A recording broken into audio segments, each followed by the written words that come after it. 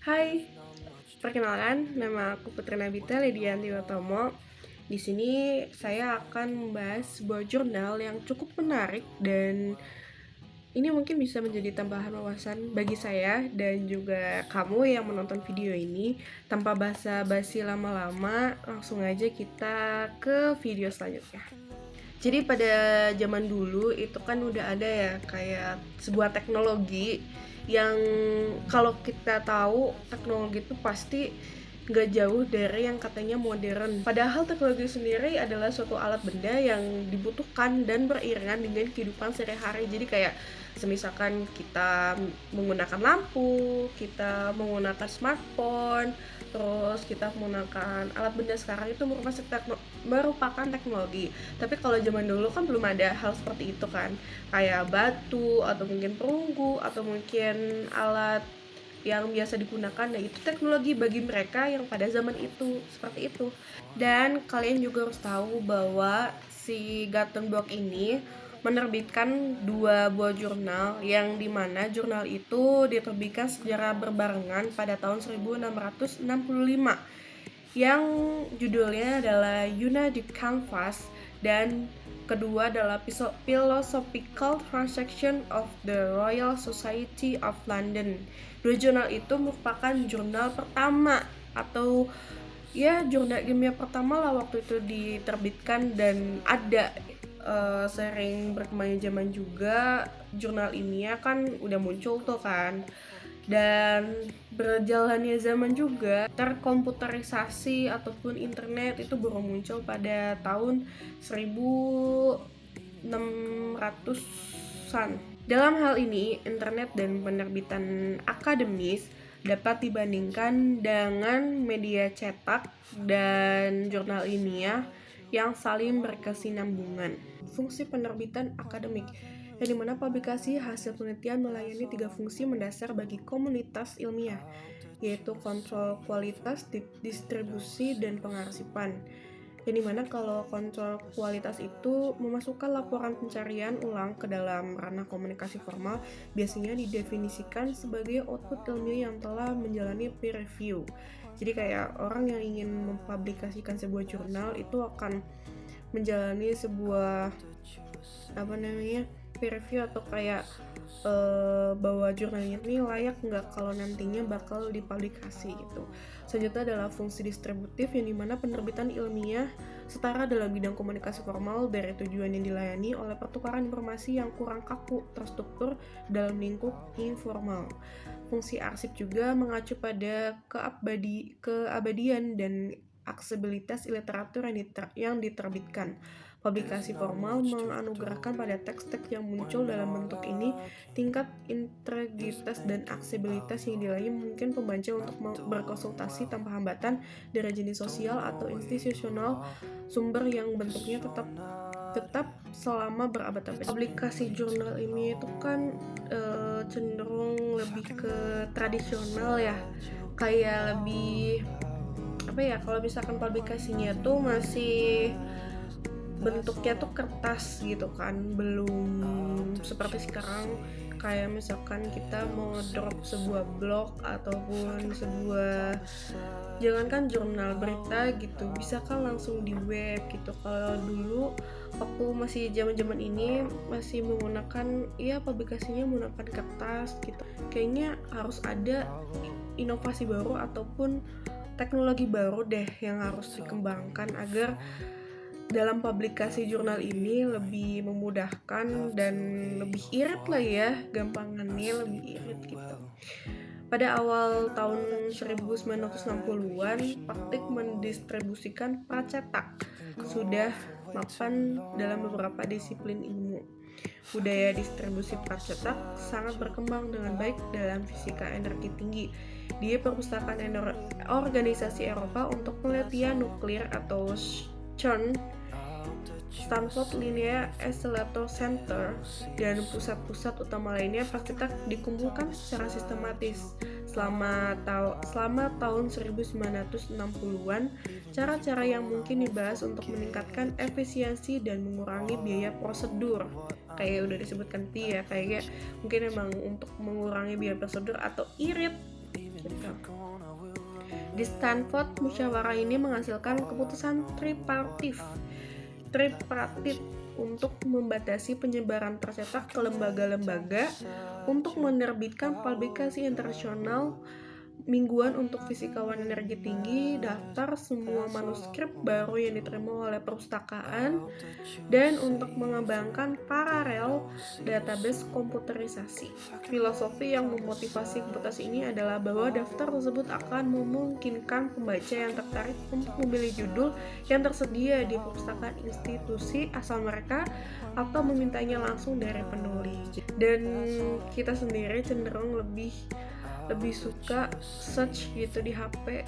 Lalu pada tahun 1991, Paul Ginsparg, seorang fisikawan energi tinggi teoretis yang kemudian berbasis di Los Alamos, merancang perangkat lunak yang diperlukan untuk membuat salah satu komputer di kantornya berfungsi sebagai database elektronik di mana rekan-rekannya dapat menyimpan dan mengakses pracetak. Jadi kayak pada tahun 1991, Paul Ginsparg itu membuat atau lebih tepatnya merancang sebuah perangkat lunak yang dimana biar nantinya teman-temannya itu kalau misalkan punya jurnal gitu bisa taruh di situ lebih gampang daripada harus di perpustakaan atau mungkin di instansi yang menerima sebuah jurnal gitu, jurnal yang kertas gitu. Akhirnya, beberapa tahun setelah peresmian arsip Los Alamos, Stephen Harnett, seorang ilmuwan kognitif dan editor jurnal, mengusulkan skema sederhana yang dirancang untuk menggulingkan sistem penerbitan akademik tradisional. Proposal subvertifnya menyarankan para akademisi untuk membuat semua makalah mereka tersedia secara berbasis di internet dengan mempostingnya di situs web institusional mereka atau di beranda pribadi. Itu kan jadi kayak apa ya, yang tadinya tuh masih tradisional, masih alamiah, terus akhirnya ada seorang ilmuwan yang ingin menggulingkan si teknologi sistem akademik tradisional itu gitu. Nah di sini nih muncullah kayak bau-bau perdebatan gitu kan, karena di jurnal ini juga serunya itu ada perdebatan yang dimana ada kubu A sama kubu B, yang dimana si kubu A ini nggak mau kalau si tradisional itu harus harus digulingkan atau nggak ada gitu, tapi di kubu B itu pengennya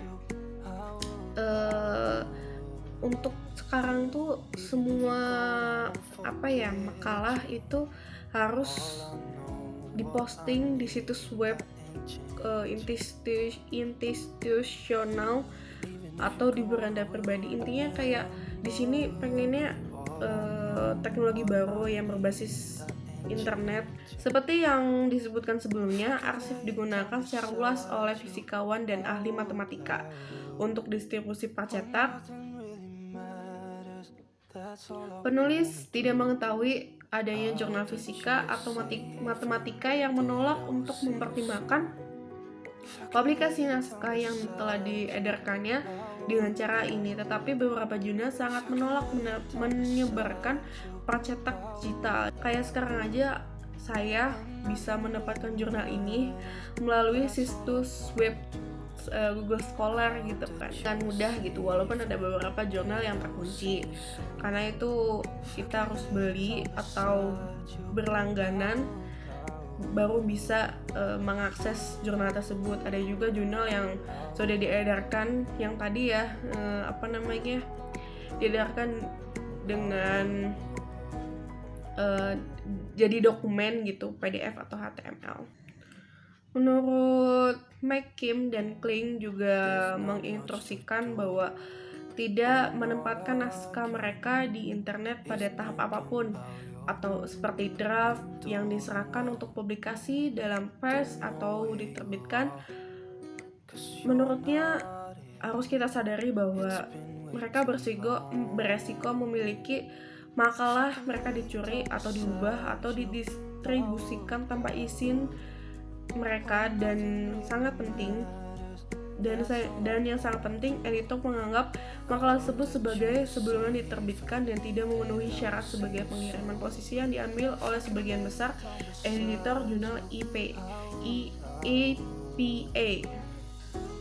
APA sendiri merupakan American Psychological Association atau Asosiasi Psikologi Amerika. Jadi dalam hal ini masih diperdebatkan antara pasca cetak, pracetak, e-print ataupun sistem tradisional gitu. Yang sudah kita tahu, makalah ini menjelaskan keseimbangan yang tidak stabil,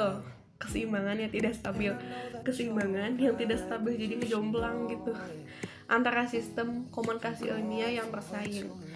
Mekanisme di mana stabilisasi dicapai dalam produksi pengetahuan ilmiah yang telah lama menjadi topik utama studi konstruktivis ilmu sejarah dan kontemporer. Tujuan umum dari penelitian semacam itu adalah untuk menunjukkan fleksibilitas interpretatif dari data yang dikumpulkan oleh para ilmuwan. Salah satu keuntungan utama dari menyelidiki proses stabilisasi saat sedang berlangsung adalah bahwa sifat kontingen mereka cenderung lebih mudah untuk mendokumentasikan sebelum kristalisasi dari apa yang kemudian akan dipandang sebagai kebenaran masalah. Dengan pernyataannya, laporan tentang lorong-lorong buta dan terobosan yang mengarah pada pemahaman yang benar.